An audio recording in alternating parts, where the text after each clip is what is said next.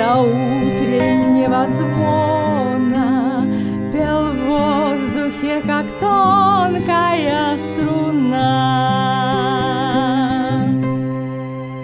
Раскинув розовый вуаль, красавица заря лениво просыпалась,